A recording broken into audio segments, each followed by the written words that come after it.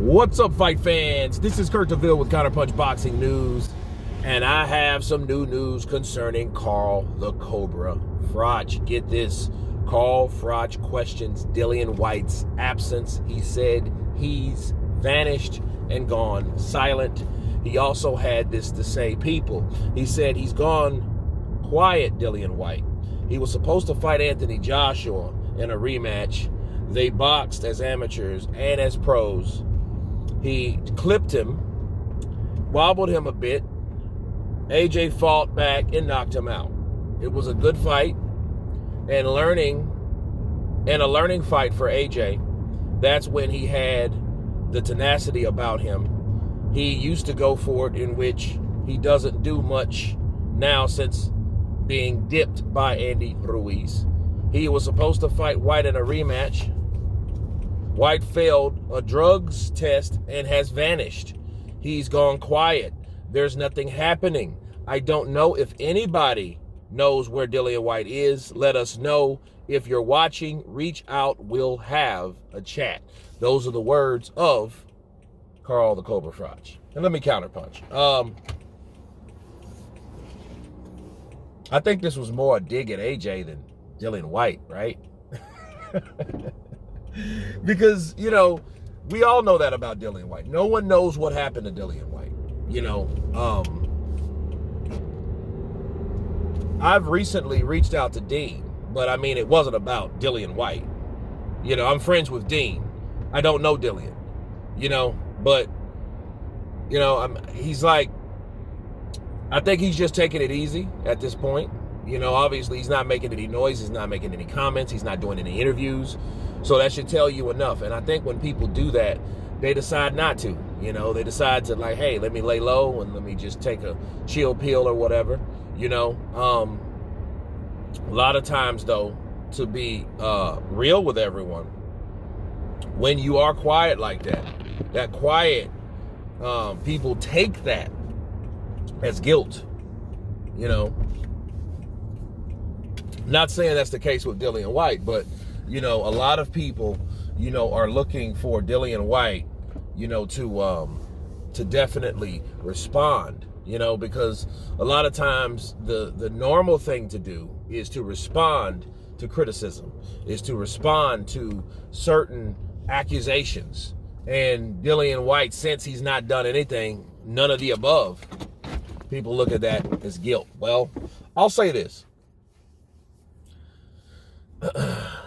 Dillian Whyte, you know, has done a lot in his career. I know the big letdown in 2022 when he got knocked out or stopped or whatever by Tyson Fury by the uppercut. You know, we all know that's his Achilles heel, right? And, you know, since then he did fight an undefeated fighter of Jermaine Franklin, which pretty much jump-started his career overseas, and that's where he started to make his money and his claim. You know, he beat Jermaine Franklin, but, you know, nonetheless, you know, that was his last test. But since the AJ fight, he was like, you know what, I'm over it. Maybe he is over it. Maybe he's like, well, I'm tired of the politics of boxing. I'm tired of being put in this situation. So imagine this for Dillian Whyte. Just imagine. If Dillian Whyte, you know, in 19, he had some contaminated, his sample was contaminated, right? And over the time frame, you know, since it's been contaminated and since, you know, it's been a situation where he's had issues with drug tests on top of when he did MMA, you know, that was kind of similar to Jarrell Miller in a way, you know, because of the MMA findings. You know, maybe he's just over the whole walking on eggshells. Because what people don't understand about drug tests is, drug tests are like this. They're done scientifically, you know, by computer. And then by computer, really, it's like there are things that computers find that are in drugs. You know, for example, like if you get a DWI and you blow into a damn machine to start your car, if you've ate some sesame seeds, had some Italian food, man, you may not be able to drive your car. So I think it's like that. I think these tests are a little bit too sensitive in what they pick up, and or what they misconstrue. That may or may not be true.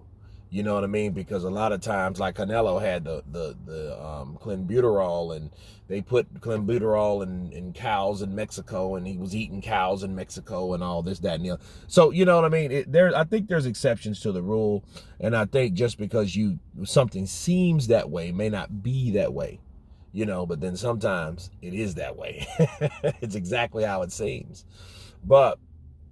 Nonetheless, back to Carl Froch, he's waiting for Dillian Whyte to make some kind of response, because it does seem funny about how he does take this, how he approaches this, because if he goes silent, people can say whatever they want, but I hope there's a time that Dillian Whyte does come back, because I mean, he's 35.